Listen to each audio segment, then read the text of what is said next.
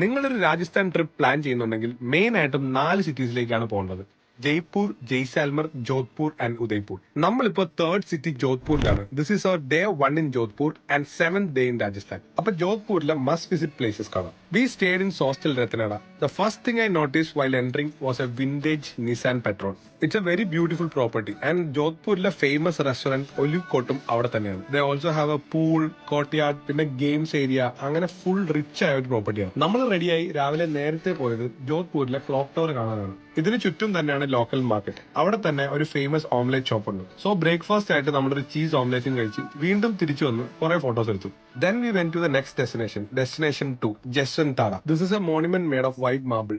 നമ്മൾ പോയ ടൈമിൽ ക്രൗഡും നല്ല കുറവായിരുന്നു. അങ്ങനെ നമ്മൾ ഇതിന്റെ ഈച്ച് നൂക്ക് ആൻഡ് കോർണർ ഓടി നടന്ന് ഫോട്ടോസും വീഡിയോസും എടുത്തു. Once you reach the top you get a stunning view of Jodhpur city to.